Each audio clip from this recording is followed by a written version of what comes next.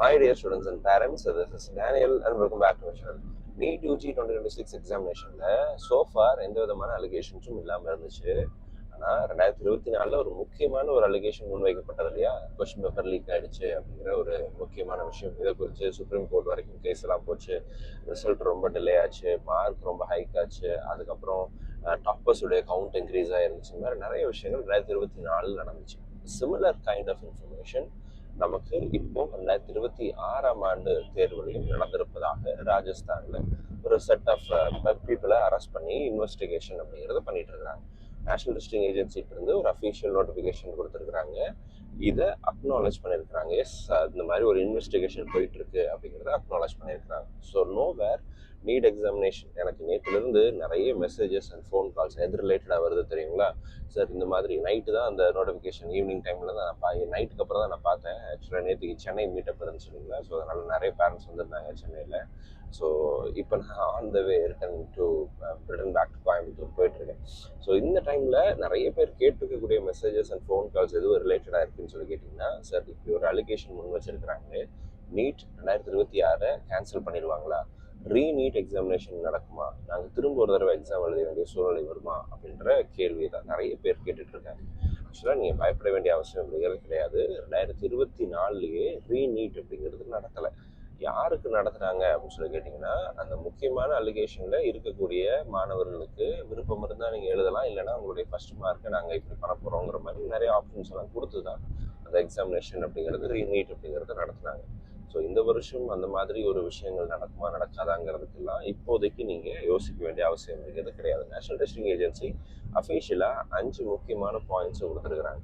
இந்த first point என்ன சொல்கிறாங்க அப்படின்னு சொல்லி கேட்டிங்கன்னா, நீட் எக்ஸாமினேஷன் மே மாதம் 3ஆம் தேதி நடந்தது. இந்த கொஷின் பேப்பராக இருக்கட்டும், அல்லது அதுக்கு தேவையான எல்லா முக்கியமான விஷயங்களாக இருக்கட்டும், இது எல்லாமே ஜிபிஎஸ் ட்ராக்கிங் இருக்கக்கூடிய வெஹிக்கிள்ஸில் தான் நாங்கள் வந்து அவங்களுடைய சென்டரில் இருந்து எக்ஸாமினேஷன் சென்டருக்கு வந்து அனுப்பிச்சி வச்சோம்.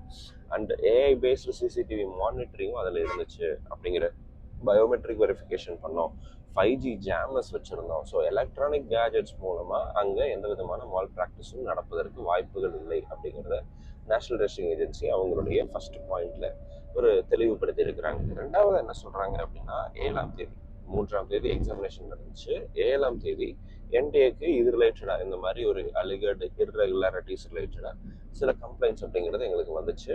அண்ட் அந்த மால் ப்ராக்டிஸ் அந்த கொஷின் பேப்பர் லீக்கான விஷயங்களை குறித்து எங்களுக்கு வந்த கம்ப்ளைண்ட்ஸை பேஸ் பண்ணி நாங்கள் நேஷனல் டெஸ்டிங் ஏஜென்சி இதை சென்ட்ரல் ஏஜென்சிஸுக்கு நாங்கள் ஃபார்வேர்ட் பண்ணியிருக்கிறோம். மே 8ஆம் தேதி நாங்கள் ஃபார்வேர்ட் பண்ணியிருக்கிறோம் அப்படிங்கிறத 2வது பாயிண்ட்ல ஹைலைட் பண்ணுறாங்க. 3ஆவதாக என்ன சொல்கிறாங்கன்னா, இன்வெஸ்டிகேஷன் அப்படிங்கிறது போயிட்டுருக்கு. நமக்கு எல்லாத்துக்கும் தெரியும், நீங்கள் நியூஸில் பார்த்துருப்பீங்க, வாட்ஸ்அப்பில் உங்களுக்கு ஷேர் பண்ணியிருப்பாங்க. ராஜஸ்தானில் செட் ஆஃப் சில பீப்புளை வந்து அரெஸ்ட் பண்ணியிருக்கிறாங்க related to question paper leakage. NEET எக்ஸாமினேஷனுக்குரிய கொஷின் பேப்பர் அஃபீஷியலாக அப்படியே லீக் ஆகிடுச்சு, டெலிகிராம் சேனலில் வந்து இந்த மாதிரி நிறைய விஷயங்களை சொல்கிறாங்க.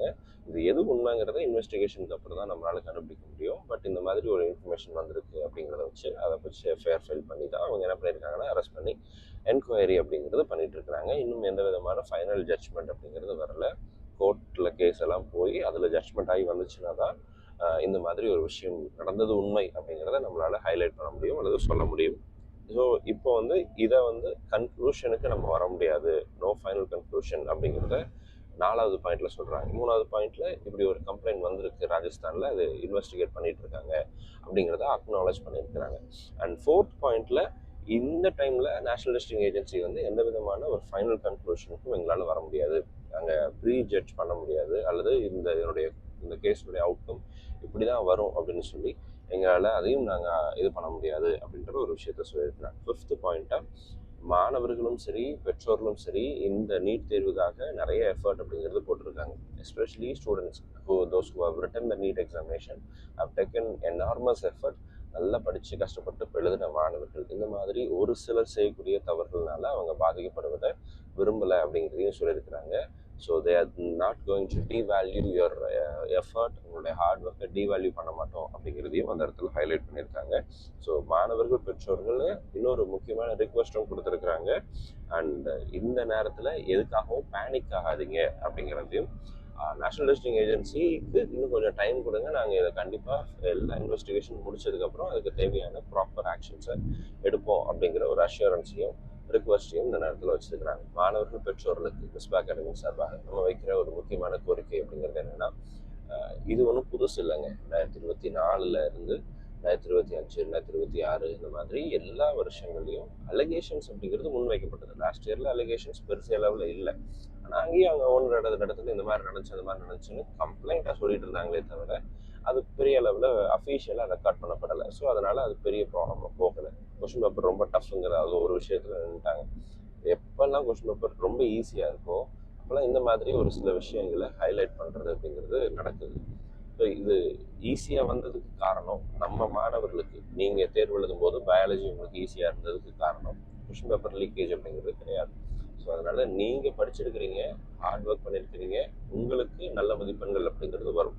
So you will never get affected by these kind of allegations. அல்லது இதனுடைய அவுட்கம்னால நமக்கு பெரிய அளவில் பாதிப்பு வராது. பிகாஸ் நம்ம தமிழ்நாடு கவுன்சிலிங் போகிறோம், ஆல் இண்டியா கோட்டால உங்கள் ரேங்கை பேஸ் பண்ணி நீங்கள் போகிறீங்க. பட் ஸ்டில் இந்த விஷயம் உண்மை அப்படின்னா இதில் எத்தனை மாணவர்கள் சம்மந்தப்பட்டிருக்காங்களோ அதையும் அவங்க ஐடென்டிஃபை பண்ணுறது அப்படிங்கிறது அவசியம். ஸோ அதுதான் 2024 செஞ்சாங்க. எத்தனை ஸ்டூடெண்ட்ஸ் இதில் இன்வால்வ் ஆகிருக்காங்க அப்படிங்கிறத ஐடென்டிஃபை பண்ணாங்க. அண்ட் அந்த கேண்டிடேட்ஸ்க்கு எக்ஸாமினேஷன் அப்படிங்கிறத நடத்துறதுக்கு சுப்ரீம் கோர்ட்ல இருந்து ஜட்ஜ்மெண்ட் அப்படிங்கிறது 2024 கொடுத்துருந்தாங்க.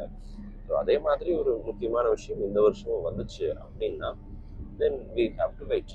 பட் இப்போ வரைக்கும் இது ஒரு இனிஷியல் இன்வெஸ்டிகேஷனில் தான் இருக்கே தவிர இது அதுக்கப்புறம் எப்படி மூவ் ஃபார்வர்ட் பண்ண போகிறாங்க அப்படிங்கிறதெல்லாம் பொறுத்திருந்து தான் நம்ம பார்க்குற மாதிரி இருக்கும்.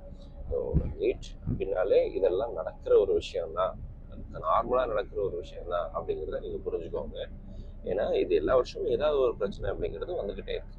ஒன்று நேஷனல் டெஸ்டிங் ஏஜென்சிக்கு வருது, இல்லை கவுன்சிலிங்கில் வருது. ஸோ இதெல்லாம் நம்ம இனிமேல் வர நாட்களில் தொடர்ந்து நிறைய பிரச்சனைகளை பார்த்து தான் கவுன்சிலிங் போகிறோம்.